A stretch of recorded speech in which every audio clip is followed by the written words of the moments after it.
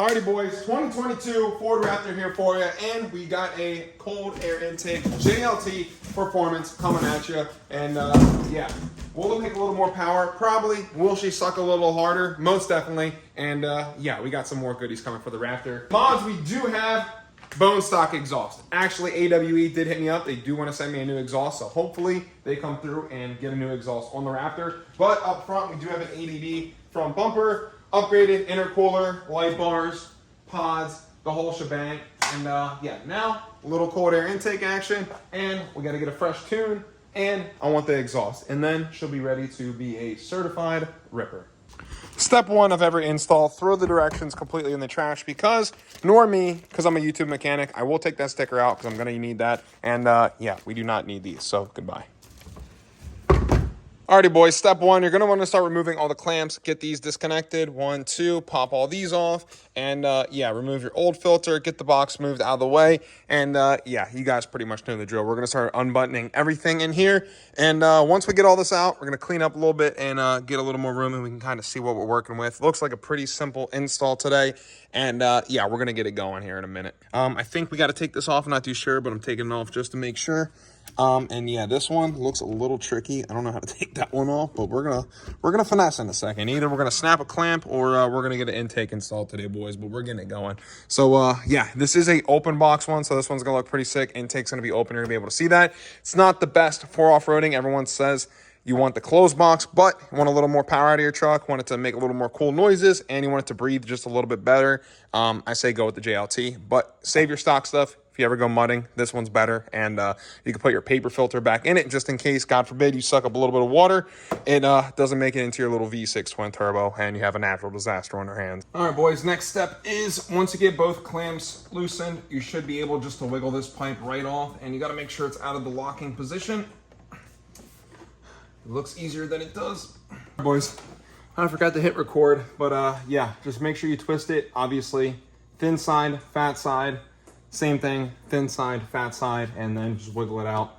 Watch out for these two clamps that are right here, down at the bottom, and yeah, you'll be good. Finger is gonna get a little chewed up today, but it's worth it, I think. Getting the intake itself assembled right now, but I want to show you guys the difference between the stock and the JLT. And this is pretty much a universal kit, so it's supposed to work for all the different types of trucks because you will have extra hardware left over. Because they gave me like this other plastic piece, but I think the plastic piece is for like the 2.7s. I know Joke had to pull out the directions out of the trash because I had no clue what this is for. This is for the 2.7, I believe, so we will not need that because I don't need that. And if this is a Raptor, you have to plug one side, so they do give you a plug. There's nothing that goes there for our trucks. So that's pretty much that, and obviously this one is for the air sensor because it's going to go in just like this. Give you guys, let me swap hands. But I'll just make sure, put all the clamps on the ground and kind of just toss it in here and give you guys a kind of idea how it looks. Pretty nice. It's going to sit really good. You see JLT right there. A lot more air coming in. Obviously, it's picking a lot more volume, moving it. And this one is like the snout going down is so much bigger, and also this too. So it's obviously going to be getting air from the whole engine bay and obviously from here too, from the front. So I think it's going to help. I might remove my black tarp. I don't know if I should. It looks kind of nasty, but I feel like that would help removing it because you're also going to get all the air in from the hood vents also, which will help cool the engine bay down faster. Let me know in the comments if anyone has removed this. I don't know if it's worth it. I removed it on all my Mustangs because obviously they fall apart from the heat, but trucks, I've always left that on, so I'm not too sure. Let me know in the comments, boys. Step is once you get everything removed, you're gonna wanna clean this box extremely well because like I showed you guys this other piece right here, this seems to look like it is the next step of what we're gonna have to do. So clean the surface of here, and we're gonna have to install this because the new JLT box clamps into where this is. So I thought maybe we're gonna have to remove this whole setup. You don't, so take it apart, clean it really good so all that stuff doesn't get sucked right back up into your new intake setup. But yeah, mine's a little dusty, so you're gonna need a little cleaning. All right, boys, next step, like I said, clean this surface area, and we're gonna lay this little foam trim, I guess, around here, and yeah, make sure there's not any other way it's supposed to go. I think it looks pretty square. Huh, get it? No pun intended. Idiot. Stuff is really, really sticky, so make sure you just lay it. Be super, super careful. Once it touches, she's on. That is it. Holy crap, I did not think it was going to be that sticky, but that's some good stuff. All right, JLT, that I think is a perfect install. Holy baby, let's get it going. All right, next step, we can throw the box on and clamp it down. Put some pressure, apply the right pressure to this, and we should be good. Obviously, you can see our new box, and I would expect it to go just like this.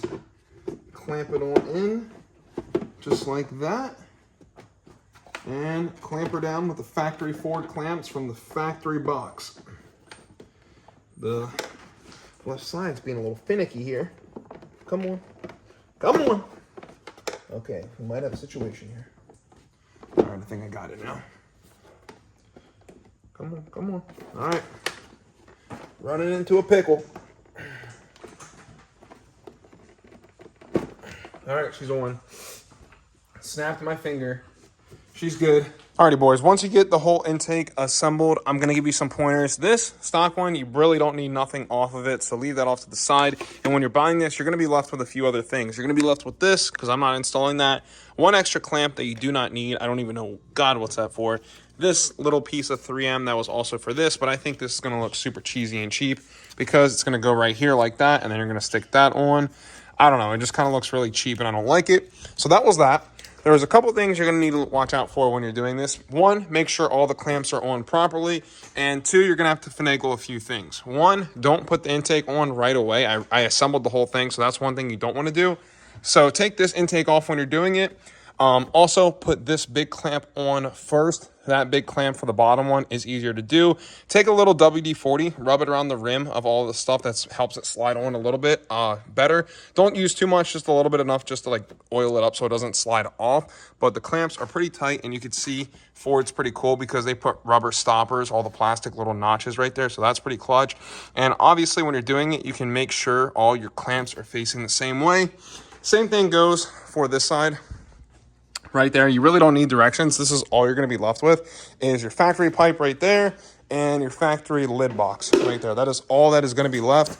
Also, to mention, you do have to close up the one tube I was showing you guys. It's on the back side because I think that is for the other EcoBoost. The directions they do give you in the box don't do anything for the Raptor, so don't even follow them, honestly.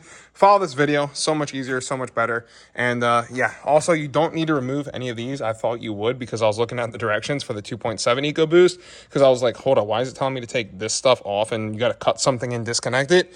And that's what that piece over there was for. So that once that was done, you didn't really need that. Clamp all those back in. And yeah, super, super simple. One way, let's fire it up, make sure it works. And also the airflow sensor back here, it's kind of shit with that little rubber grommet thing. Yeah, when I was trying to push it in, you could see it's like, it's good, but not like as good as the factory stuff. I'm gonna tell you all that. But when I first tried, that rubber piece pushed itself all the way in. I had to pull it out of here, flip it, and do the same thing over again. So once it's in to make sure it's good. But yeah, let's fire this thing up, get you guys on the tripod. Hear how this thing sounds. Does it sound any better than stock? Probably just a little bit, but one way to find out.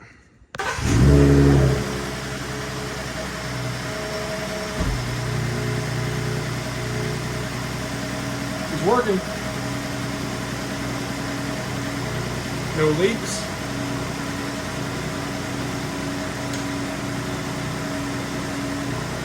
All right, looks good. Let her warm up, give her a few revs, see if it sounds any different. Will it? Possibly, I don't know. The fitment though seems kind of tight under the hood. Oh yeah, she's a little snug. I kind of want to shut it just to make sure nothing hits. Alright, I didn't feel anything there.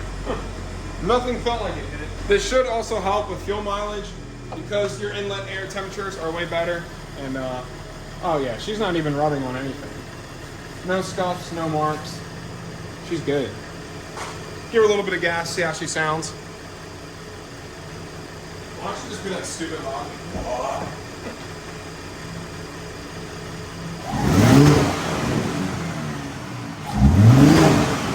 Holy shit, we got a race truck. Sounds like a pre-runner now. Can you give it a little rev? I want to hear it. Does it sound louder? Does it do? Just do like 2,500 or 3,000.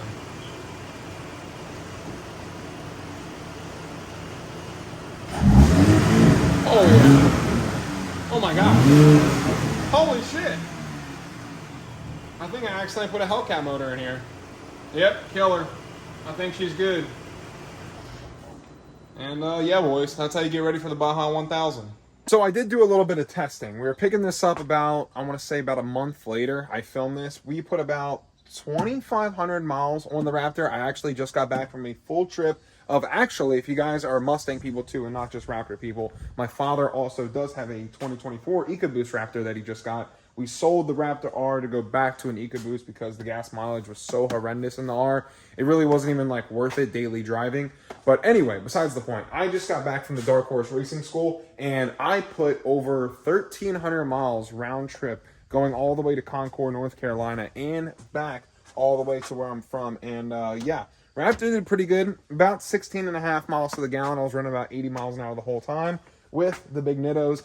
And as you can see, my dad still has the factory bone stock intake. Nothing is done to the 24. This truck is 100% bone stock. I have the upgraded intercooler and the intake now, and obviously I'm going to get the tune a little later down the road. But the reason I wanted to show his truck is perfectly stock and mine has the upgraded stuff. We were driving to work and it was the same day, same everything. My truck was reading the inlet air temperature about 35 degrees cooler than the 2024 with the stock airbox. So that's just the difference right there to go ahead and show you guys. I was going to film it and do all that stuff, but I was like, I figured that'd be kind of boring. I could just tell you guys. Some incidents, it was like 40 degrees. So I was like, you know what? Let's just round and give it an average about 35 degrees difference, because you got to think it's also pulling air from everywhere else. And on these trucks, they have a massive gap right down there. So there's a lot of air flowing in through there because that's where the control arm is.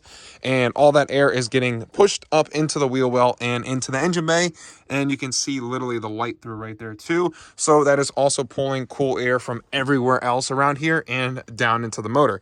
And also the Dark Horse intakes that I just got are literally the exact same design. They're an open box intake. So it's also getting air from the front here and anywhere else in the engine bay, it's pulling the air from too. I just want to share that info with you guys. I thought that was pretty cool that it actually helped the truck that much. I didn't really notice anything too much fuel mileage. I think it's because the big tires and stuff. Also, my front bumper from ADD really does not help whatsoever. But if you guys like the Raptor stuff, make sure you guys hit that subscribe button, because we do have the first ever exhaust coming for the Gen 3 Ford Raptor. It's from AWE, and hopefully that should be here in maybe a few more weeks, and I'll begin that video to you guys. First ever catback exhaust for the Gen 3 Ford Raptors, and it is going on my truck right there. So much love, boys. I will catch you in the next one. Deuces.